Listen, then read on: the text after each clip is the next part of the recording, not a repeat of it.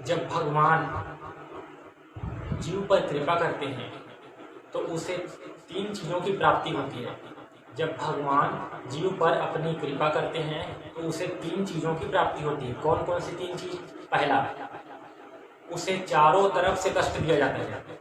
जब भगवान जीव पर अपनी कृपा करते हैं तो उसे चारों तरफ से कष्ट मिलता है। सबसे पहली कृपा, भगवान जब जीव पर अपनी कृपा करते हैं, दोस्तों हमको इस बुद्धि से हटा लेना है इस बात को कि भगवान की कृपा धन संपत्ति वैभव यश कीर्ति प्राप्त होना ये भगवान की कृपा नहीं है। भगवान जिसको अपने से दूर फेंकते हैं उसको माया देकर, धन संपत्ति अच्छे परिवार देकर उसको भटका देते हैं, माया में पथभ्रष्ट कर देते हैं। और जिसको भगवान अपनी शरण में लाना चाहते हैं, जिसको भगवान अपने मार्ग पर लाना चाहते हैं, उसे अपनी कृपा शक्ति से उसे तीन चीज प्रदान करते हैं। तो उसको जानते हैं श्रीमद् भागवत गीता के अनुसार कि भगवान जीव पर कृपा करते हैं तो उसे कौन कौन सी तीन चीजों की प्राप्ति होती है। पहला, उसे चारों तरफ से कष्ट दिया जाता है।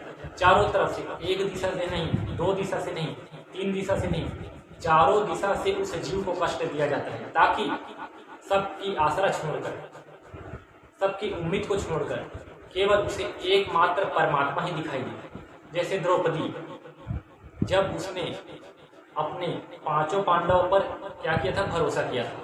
उसके बाद द्रोणाचार्य ऊपर क्या किया था? भरोसा किया था।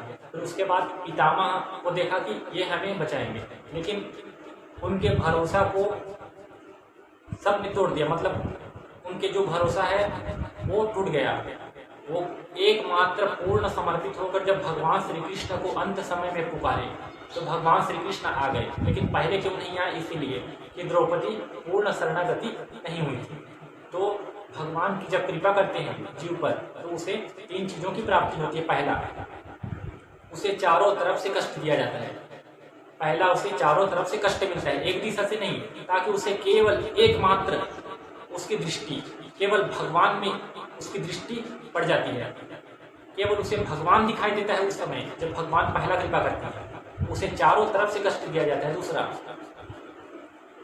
दूसरा कृपा यह है कि भगवान उस जीव को अपनी दिव्य शक्ति प्रदान करते हैं। उसके इंद्रियां, मन और बुद्धि में भगवान उनको दिव्य शक्ति प्रदान करते हैं, दिव्य शक्ति। फिर उसके बाद अभी जो हमारी इंद्रियां, मन, बुद्धि है वो प्राकृत है, यानी माया की बनी हुई है। और जब तक इस माया की बनी हुई चीज में जब तक भगवान अपनी दिव्य शक्ति प्रदान नहीं करेंगे तब तक ये आंखें भगवान को नहीं देख सकती, और ये कान भगवान की आवाज को नहीं सुन सकती, ये मन भगवान का विचार नहीं कर सकती, ये बुद्धि में भगवान का ज्ञान नहीं आ सकता जब तक भगवान कृपा नहीं करते। कृपा का अर्थ होता है उस जीव को दिव्य शक्ति प्रदान करना। जब भगवान दिव्य शक्ति प्रदान करते हैं जीव को तो अपनी दिव्य कृपा से उनके इंद्रियां, मन, बुद्धि को दिव्य बनाता है। तब इस बुद्धि से, इस मन से, इस इंद्रियों से भगवान का दर्शन होता है। जैसे अर्जुन महाभारत में, जब तक अर्जुन को दिव्य दृष्टि भगवान प्रदान नहीं किए तब तक भगवान के विराट रूप का अर्जुन को दर्शन नहीं हुआ।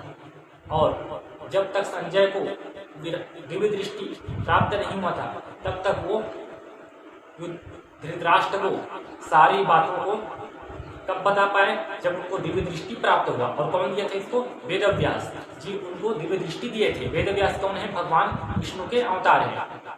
तो जब भगवान कृपा करते हैं तो पहला, चारों तरफ से उसे कष्ट देते हैं।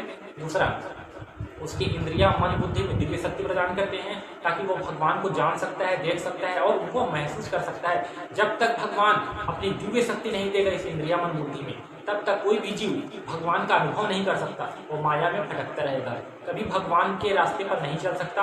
उनको भगवान समझ आएगा ही नहीं तो कहाँ से भगवान के मार्ग पर चलेगा? भगवान की चीजों को वो बुद्धि समझ ही नहीं पाएगी।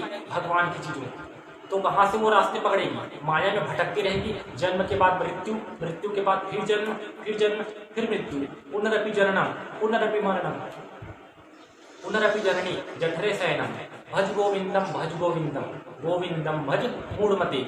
आदि जगद्गुरु शंकराचार्य ने कहा है, जब तक जीव भगवान की शरण में नहीं जाएगा तब तक उनको जन्म के बाद मृत्यु और मृत्यु के बाद फिर से जन्म, इस चक्र में उसको घूमना पड़ेगा। कब तक? अनंत काल तक उनको घूमना पड़ेगा।